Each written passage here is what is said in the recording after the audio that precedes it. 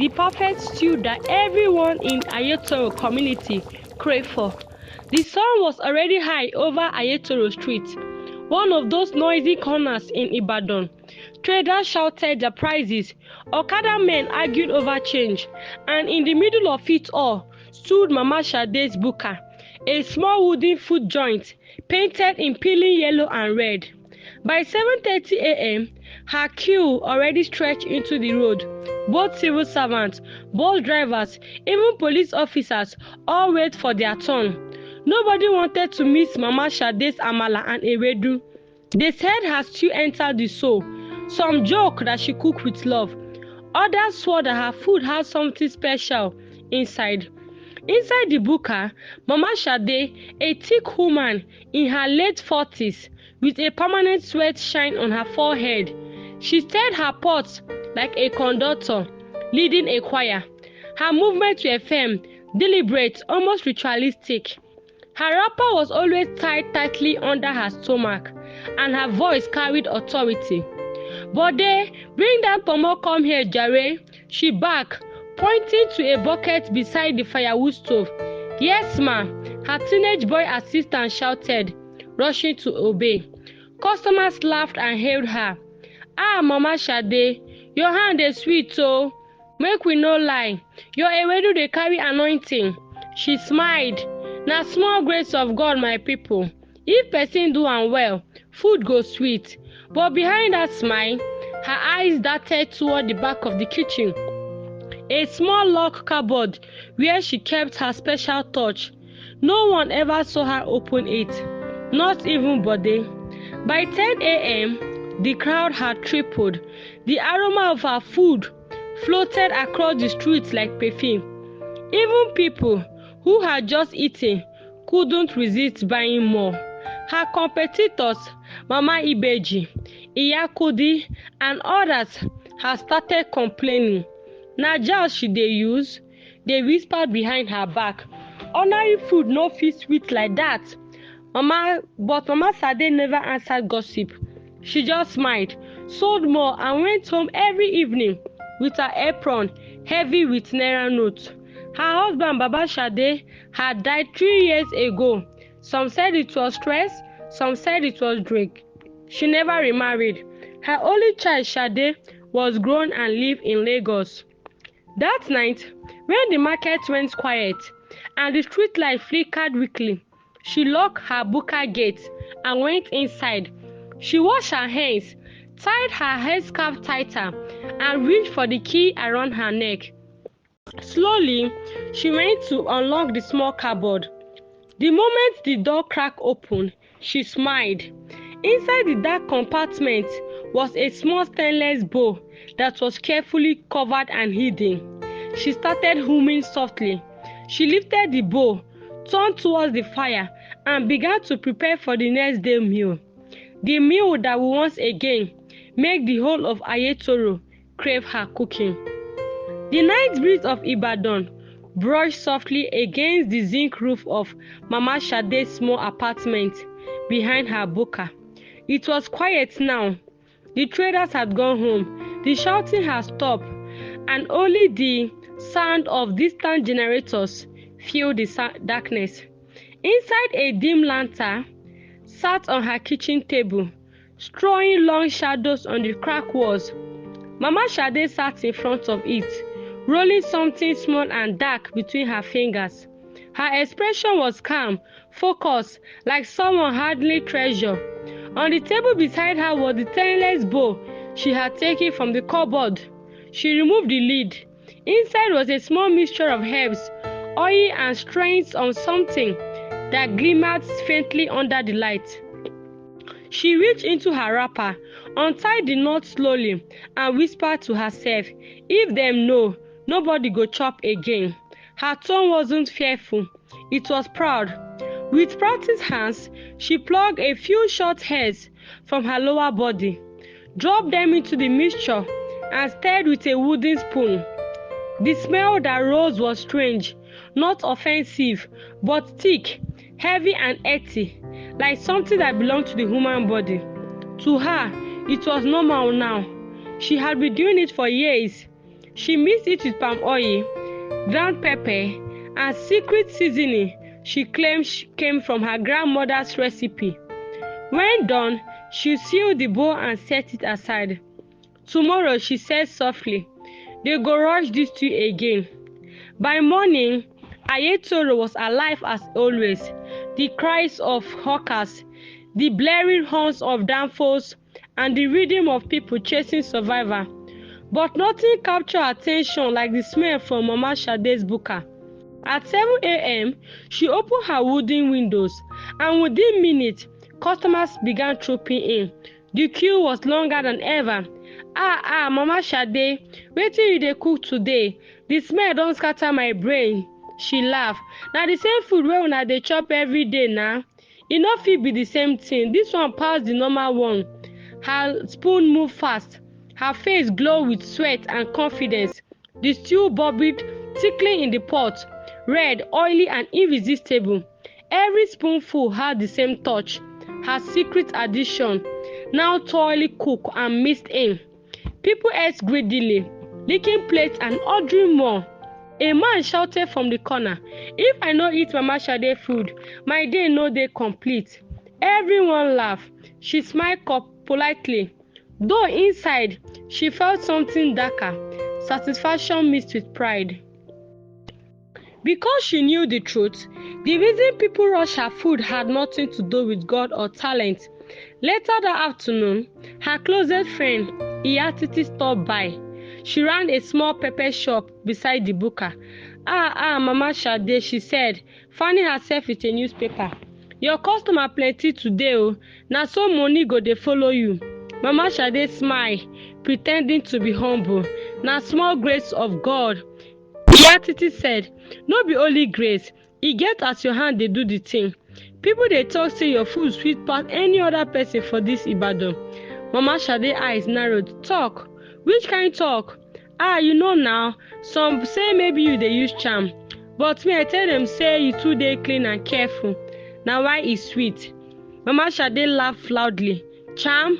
Abeg go, na handwork and cleanliness. If person cook with good heart, e go show for taste. But as she laughed, her hand subconsciously touched the small key hanging around her neck, the key to that cupboard. That night, after she closed the buka, she sat counting her money. The notes were so many, she had to spread them on the floor. Her chest swelled with pride. She spoke aloud to herself. When I start, nobody believes I go read this level. Now see me, the whole Ayetoro, dey my mercy. She gathered the money, tied it inside a scarf, and kept it under her pillow. But as she lay down, a thought crept into her mind, one she didn't like. What if someone ever found out? What if Bode, her boy assistant, opened that cupboard one day? What if one careless moment exposed everything? Her heart beat faster. For a second, she imagined the choice, the shame, the disgust people will feel if they knew what she had been adding to their food. Then she smiled bitterly. Them no go ever know, she whispered, because I no go stop. By the 3rd week of March, the line in front of Mama Sade's buka was longer than ever. People no longer just ate. They craved her food. Drivers abandoned their steering just to grab one plate. Office workers sneak out of their offices before lunch hour. Even church women, who once condemned her for selling food near bear parlors, now come secretly to buy stew. Every day, the same question rang in the air. Wetin Mama Sade dey put for this food? But no one had an answer. No one except maybe Bode. Bode was 19, slim with restless eyes and a mind that noticed things. He had been working with Mama Sade for almost a year, washing plates, running errands, helping with firewood. She treated him like a son, but there were moments he couldn't understand her. He noticed that she never allowed anyone to cook the stew, not even when she was tired or sick. One afternoon, as they prepared for the lunch rush, Bode saw her again, opening the small cupboard behind the kitchen. She thought he wasn't watching, but he was. She brought out the stainless bowl, opened it quickly, and added something into the boiling pot. before covering it. He frowned. What was that? Later, when customers started eating, he overheard one man say, "This tune na heaven," and he felt a chill. Something was off. That evening, after closing, Bode stayed behind to wash plates. He noticed the cupboard again, small, old, with a shiny padlock. He had never seen what was inside. Bode, he jumped. Mama Shade stood behind him, her eyes sharp. Why did they look that side? Ah, nothing, ma. I just want to sweep there. She stared for a long second, then smiled, the kind of smile that did not reach her eyes. Don't ever touch that cupboard, you hear? If you like your work, face your duty. Yes, ma. But as she turned to leave, a heavy feeling settled in Bode's chest. Something was wrong. The next day, he decided to watch her closely. Before dawn, when she thought everyone was asleep, she sneaked into the buka. Bode quietly followed, hiding near the door. Through the crack, he saw her kneel beside the cupboard, bring out the stainless bowl and untie her wrapper. His heart pounded. He could not see anything clearly, but what he saw was enough to make his stomach twist. She plucked something from her body, he didn't know what, and dropped it into the bowl, mixing it with oil and herbs. Then she stood, humming softly, as if she was performing some sacred art. Bode covered his mouth. So this is what people were eating every day. This is what made them rush the food. When money came, he couldn't eat. His heart trembled as he served customers. The smell of the stew now made him sick. Bode, wetin dey do you? Mama Shade asked. Nothing, ma, he replied. She gave him a long searching look. She could sense something had changed. That evening, she cornered him behind the buka. You dey act somehow since morning. You see anything? No, ma, he said, avoiding her eyes. She stepped closer. Because if you see anything wey no concern you, you go forget am, you hear? Her voice was calm, but her words carry weight. He nodded quickly. Yes, mama, but deep inside, he knew he couldn't forget. That night, Bode went home to his small rented home and sat quietly. His mind replayed what he had seen. The next morning, he made up his mind he wouldn't stop working. He wouldn't stop serving food. But if he left without serving anything, who would believe him? People love Mama Shade too much. He had to find proof. He had to catch her red-handed. The following morning broke with the usual choice of Ayetoro town. Traders were shouting, motor horns were blaring, and the sweet smell of Mama Shade's cooking drifting through the air. But behind the bustle, Bode's heart was in turmoil. He had hardly slept. All night, his mind wrestled with fear and disgust. Every time he closed his eyes, he saw her kneeling by that cupboard, plugging hair and mixing it into the food. He tried to convince himself it wasn't his business. He needed the job. He had to rent, pay, and his younger sister depended on him in Oyotan. But how could he keep quiet while people ate that? By sunrise, he made a decision. He would expose her. That day, Bode pretended to work as usual. He greeted Mama Shade with a false smile and kept his distance. But his mind was sharp, alert, watching for every move. By 8 a.m., the buka was already packed. The stew boiled quickly, and customers were laughing and eating. But something strange happened as Bode served one man a plate of amala. His stomach turned. The smell that made others draw now made him want to vomit. He muttered under his breath, if only they knew. When the rush finally down by noon, Mama Shade sat counting her money, while Bode quietly fetched a small phone from his pocket, an old Nokia with a shaking camera. He had borrowed it from a friend the previous night. He waited until evening. When they closed, the last customer had gone, and only the sound of crickets filled the air. Mama Shade, as usual, locked the gate and her wrapper tighter and began her monthly routine. body hid behind a wooden partition. She brought out the key from her neck, opened the cupboard and lifted the stainless bowl. He started recording quietly. Her voice drifted into his ear, low, almost like a chant. "Na small thing wey dey give me success. If dem know, they go run, but they don't go ever know." Then she untied her wrapper, reached behind her thighs, and plucked something again, adding it to the bowl. Bode's eyes widened. His hands trembled, but he kept the mirror steady. He caught everything. Suddenly, a plaque cracked under his foot. She froze. Who dared there? He quickly hid behind the back of Gary. His heart pounded so hard, he feared she could hear him. He stepped closer, her heart scraping the ground. Her eyes scanned the dark room. For a long tense moment, silence ruled. Then she hissed, "Maybe the rat," she muttered, locking the cupboard again. When she finally left, Bode exhaled shakily. He had done it. He had proof. The next morning, Bode didn't go to the booker. He went straight to Iyatiti's shop, Mama Shade's friend. She was frying plantain when he arrived. "Ah, Bode, you no go work today?" He looked around to make sure no one was listening. "Auntie, I won't tell you something, but you no go believe." "What thing?" she said. "It's about Mama Shade's food." She frowned. Wetin happen? He took a deep breath. She dey put something wey no suppose dey for inside stew.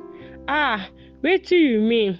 He hesitated, then trembling, he showed her the video. At first, she didn't understand what she was seeing. Then realization hit her face. She dropped the frying spoon. "Jesus Christ!" Her voice shook. "But they sure say this thing na real?" He nodded. "Now last night I record am." She stared at him. Her face went pale. Before noon, the video had started spreading quietly around Ayetoro. Someone sent it to another friend, and another friend forwarded it to her cousin. By evening, it had reached almost every shop and street corner. People gasped, cursed and screamed in disbelief. Some refused to believe it. Others swore to God it was true. "Ah, na lie. You no fit be Mama Shade." "But I see am with my own eyes now." By 6 p.m., her booker, once crowded, was deserted. Mama Shade did not understand at first. She stood by her pot, waiting for customers who never came. Then her phone rang. It was Iyatiti. "Shade," she said quietly, "something don't happen. Your video done everywhere." "What video?" "The one wey Bode record. People don't see wetin you dey do." For a long moment, there was silence on the line. Then came a whisper, cold and trembling. "He betrayed me." Mama Shade dropped the phone slowly. Her hands shook. The street outside was strangely quiet. Then came the first voice, a woman shouting from afar. She dey put hair for food though. Mama Shade dey mad woman." Then another voice joined, and another, until the street roared with anger and disgust. Children threw stones at her booker. Men shouted insults. Women covered their mouths in horror. Mama Shade stood frozen, unable to move. The very people who once held her were now cursing her name.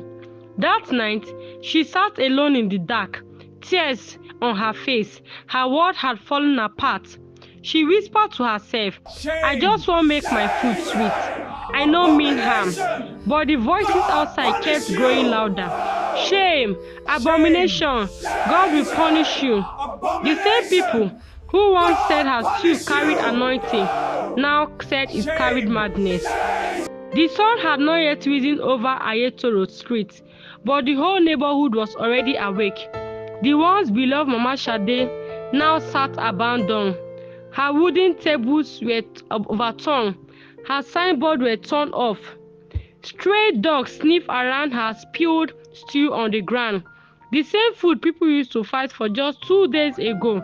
From inside her small room, behind the booker, Mama Shade sat on the floor. Her wrapper was loose, her eyes swollen from crying. Her face looked years older. She hadn't eaten, she hadn't slept. All she did was stare at the same cupboard, the one that has once held her secret and her success. Now it was just a reminder of her shame. Her phone rang again, the 5th time that morning. It was Iya Titi, her former friend. Shade, her voice trembled. Police people dey come. Dem say they won't ask you question. Mama Shade said nothing. She just stared into space. Shade, abeg, hide if you fit. This thing don't pass market talk. Even radio don't carry am. Then she hung up. Outside the buka, angry voices were shouting. Where she dey? Make she come out. She make all of us chop nonsense. Mama Shade stood slowly. Her heart beat loud in her chest. She went to the small mirror by the wall. Her reflection looked like a stranger. The proud woman of Ayetoro Street was gone. Tears welled up again as she whispered to herself, I no kill anybody. I just want make people like my food. But deep down, she knew it was more than that. It was greed. It was pride. It was the hunger to be admired, no matter the cost. The door burst open suddenly. 4 policemen entered, followed by a crowd of angry residents. One of them shouted, "Na how be that?" Mama Shade did not resist. She just lifted her hands weakly. I go follow una. As they led her out, people spat and shouted, "Wicked woman, dirty thing, you make us dey chop your nonsense for years." Some threw sachets of water, others hurled insults sharper than stones. Bode stood at the back of the crowd, with guilt on his face. He hadn't meant for things to go this far. He only wanted people to know the truth. But as he watched her drag away, he felt a pity on her. At the station, the officer in charge looked disgusted as he read the report. So you mean say they put your own hair for inside people food? She nodded slowly. Her voice was shaking. Na small thing. I believe say go make people like am. The officer dropped his pen and sighed deeply. You see wetin greed dey cause? Now you don't spoil your name forever. She did not reply. Her eyes were blank, lost. Days later, the news spread around Ibadan. Radio station discussed it. Newspaper carries headline like famous Ibadan food seller exposed for cooking with her own body food. People across the state were shocked. Some swore they will never eat street food again. Others make jokes about it, turning her disgrace into entertainment. But for Mama Shade, it was the end. After spending weeks in detention, she returned home one evening, only to find her buka completely burnt down. Someone had set it ablaze. She fell to her knees on the ashes, tears pouring down her face. All her tears of hard work gone. If only they knew, she whispered weakly. I just wanted to be remembered. But the wind carried her words away. That night, she packed a small bag and left Ayetoro under the cover of darkness. No one saw her. No one cared. People had already moved on to the next gossip, the next scandal. But every time the smell of stew floated through the street, some still remembered her. The woman whose food once made them rush, whose secrets turned their stomachs. And from that memory came a silent lesson, whispered from mouth to mouth. Greed no dey hide forever. One day, truth go hide like morning sun. We have come to the end of this story. If you enjoyed this story and you learned from this, kindly like, comment, share, and support me by subscribing to my page, to my channel. Thank you. See you in my next story.